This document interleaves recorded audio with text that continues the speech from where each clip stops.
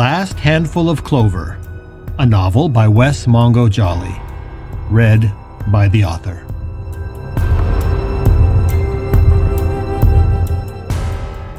Book 2, Gifts Both Light and Dark.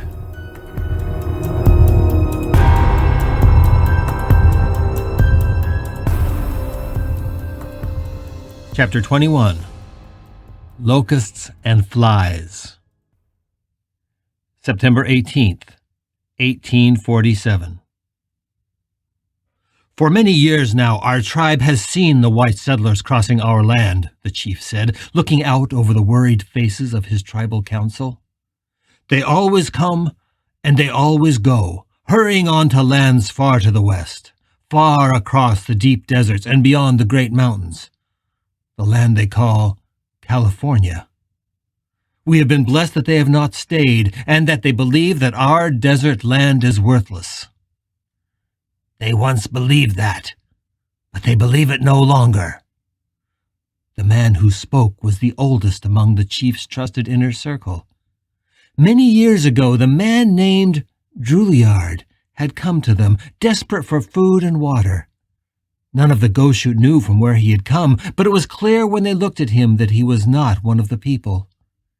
He said he was half of the people, and half something he called French, but the Goshute did not understand what that word meant.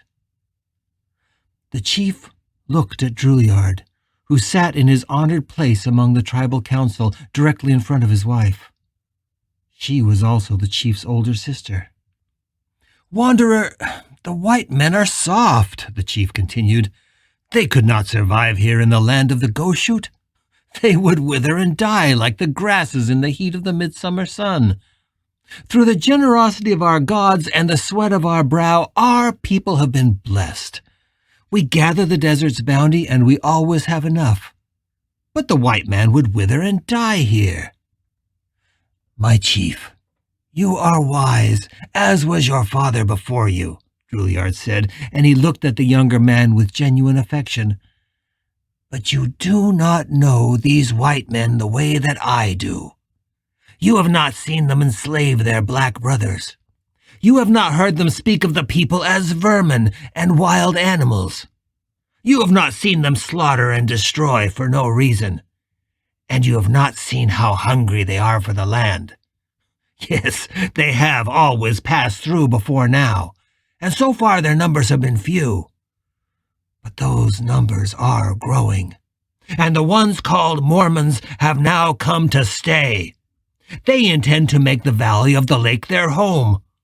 Only 2 low mountains separate us from their settlement. With time, they will want this land too."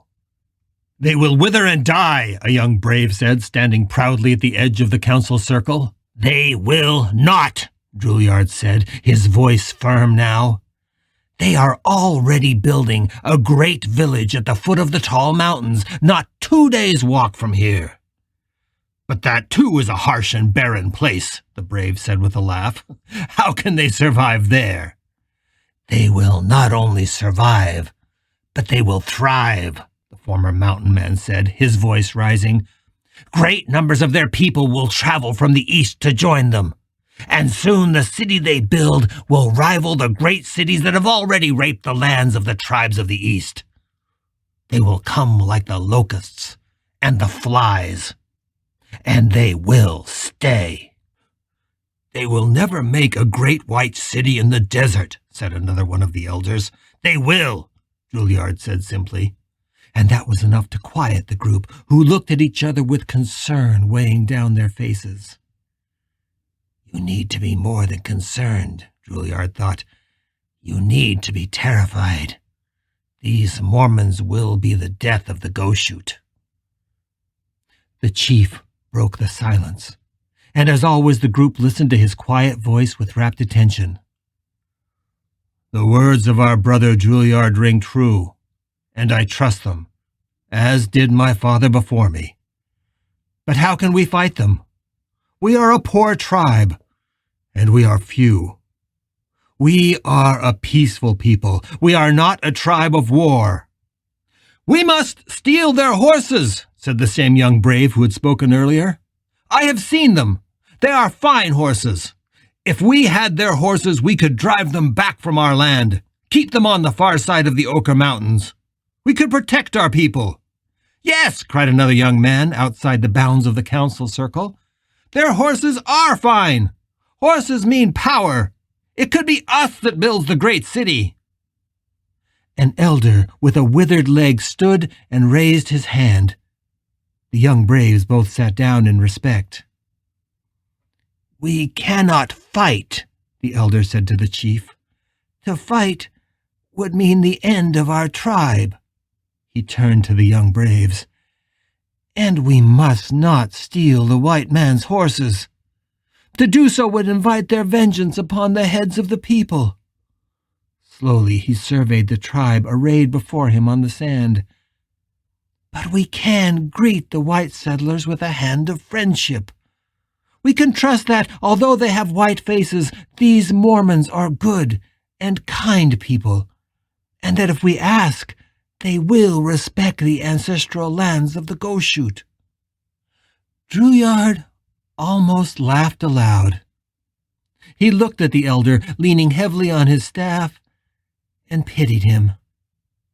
"How little you know of the white man," he thought.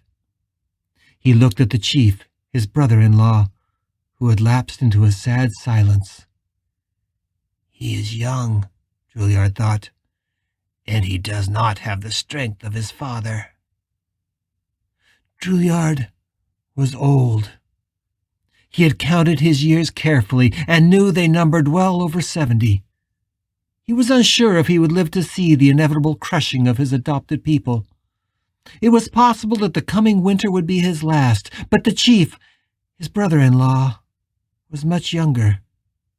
He would certainly live to see what was coming, and for that, Drouillard pitied him. "I must speak," said a voice from behind him. It was unheard of for women to speak in council, but if anyone could defy that tradition, it was Drouillard's wife, Tooele, the older sister of the chief. No one would dare challenge her right to speak. "Has not my husband been telling us for many years that this was coming?" Tooele said, striding to the center of the circle. "We call him the Wanderer because he has traveled far among the white men and knows of what he speaks. Has he not warned us that the invaders are relentless and will eventually wash the Goshute out of this, our home? The Wanderer has always said that the barrenness of the desert would not protect us, and for many years all of you old men laughed at him. Some of you have even thought him mad. But then the Mormons came, and although you will not give it voice here, you now fear he has been right all along. You have seen the signs. We must accept what is coming.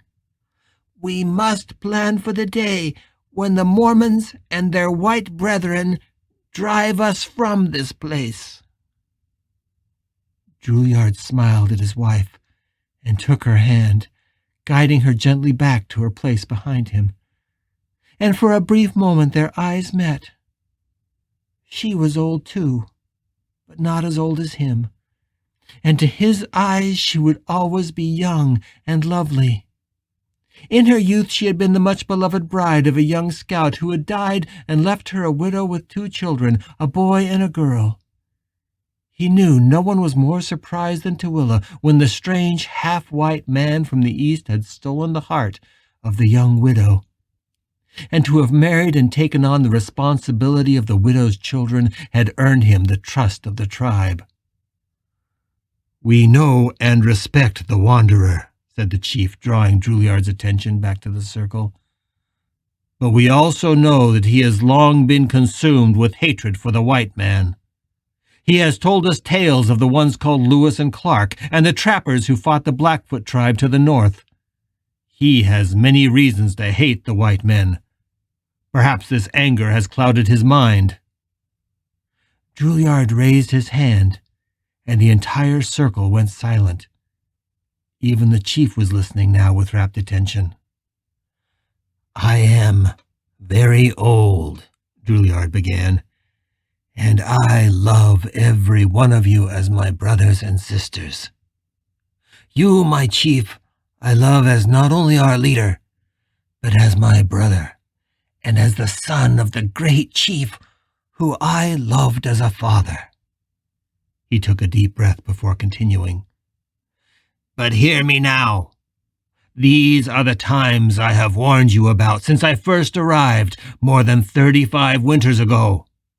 I told you then that the white man was coming like a deadly plague on my heels. We have survived those winters since with little harm to show from it, beyond seeing their wagons and their horses passing through the barren lands to our north. But that time is past. What comes next is deadly. The wolves are drawing close. The settlers who have made their home in the valley of the Great Salt Lake are just the first. The white wave that until now has stayed to the east will soon crash on our shores. It will come, and it will be relentless. The small settlement across the mountains will not remain small. Eventually, it will grow. And they will demand our land. The Mormons will push us further into the western desert, if they do not destroy us all." Drouillard looked at his wife. "Tooele knows of what I speak. She has heard my warnings for all these years, and she has heard my stories, many more than I have shared with you, my brothers. I am old, and Tooele and I may not live to see what comes next. But many of you will." His eyes traveled to those outside the bounds of the circle, all sitting and listening respectfully. Among them, he saw his adopted children, and for a moment his eyes locked onto those of his 12-year-old great-granddaughter. She was staring at him with such trust, it broke his heart. "It will be up to you, the children and the young, up to all of you. If the Goshoot are to survive, it will be because of the young braves I see standing at the edge of our council circle. I pray you, act wisely, and soon." An elder who had not spoken before finally broke his silence, but his voice was weak. "They have fine goods. Perhaps we can trade. Perhaps we can get some of their strong horses, as our braves suggest." Drouillard laughed, but there was both fear and anger in his voice as he spoke. "And what would we trade? We have nothing they want except our land. Will we trade that away? My friend, you do not know the white people as I do. I have lived among them. I helped the great white scouts chart the vast northern lands. Our young men see their horses and are filled with a desire to ride them through the desert, but I have ridden their horses. They have no value to the Goshoot. They will only deplete our grasses and destroy the young shoots that we need to survive. It is folly. There is no trading with the white man any more than you can trade with a cloud of locusts or a trembling of the earth. They are a plague. This is why I have refused to accompany you when you met the wagon trains to bargain for their trinkets. It is why I no longer speak their language, although it is burned into my soul. Heed my warning." "But what can we do?" asked the elder with the withered leg. "We are so few, and they already are so many. They have horses and guns, and see us as wild animals. To fight them is to die." "Perhaps," chimed in one of the young braves, brandishing his spear. "But perhaps we don't need to fight them. We just need to make them fear us. We can raid their fields. We can kill their cattle. We can steal their horses. We can make them want to move on like all the others before them." "And then they will kill us," said the chief. and the entire group looked to Drouillard, hoping he would say otherwise. His stillness spoke volumes. The council was silent for a very long time. They were looking to the chief for answers, and when none came, they turned again to Drouillard. But he also had no more to say. After a time, the elder with the withered leg rose to his feet, leaning heavily on his staff. He spoke, his voice full of grief. "We could leave this place. There is more desert to the west, land the whites don't yet covet." "For how long?" Drouillard asked, his voice sad and low. "How long until there is nowhere left for us to go?" As he finished speaking, his great-granddaughter rose and came forward. There were tears in her eyes, and without a word she crawled into Drouillard's lap. Tooele reached over to comfort the girl, and the chief surveyed his family and his tribe in the silence. Tooele spoke. "I have had children here in our lands. My children have had children of their own here, and now there is our first great-grandchild. All of us have been born on this, our sacred land. And when the time comes, we will die here." She straightened her back and looked directly into her husband's eyes, as if to issue a challenge. "We will stay. We have nowhere to go." Drouillard looked at his wife. She was an amazing woman, and her strength far surpassed his own. As he often did, he wondered what it would have been like to father children of his own with her. But although the gods had never graced Tooele with children by him, he knew that her children, grandchildren, and now this sweet great-granddaughter, could not love him more. The chief spoke to them all in a voice that had grown strong with authority. "We hear and respect your words, Drouillard.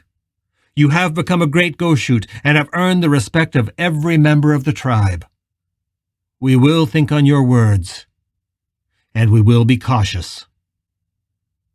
Drouillard felt his heart sink.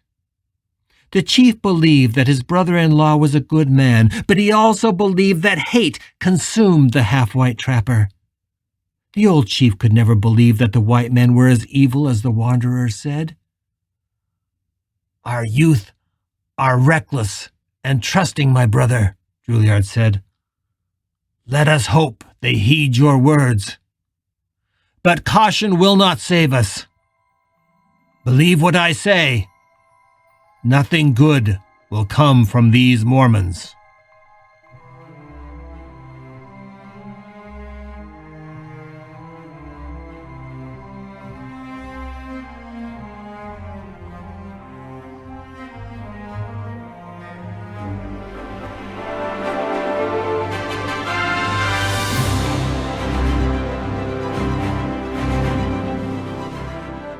You're listening to The Last Handful of Clover, a novel by Wess Mongo Jolley.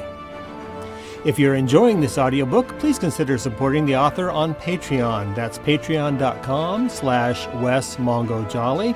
And for more information, check out the author's website at wessmongojolley.com. That's WESSMONGOJOLLEY.com. Thanks for listening, and stay tuned for more episodes.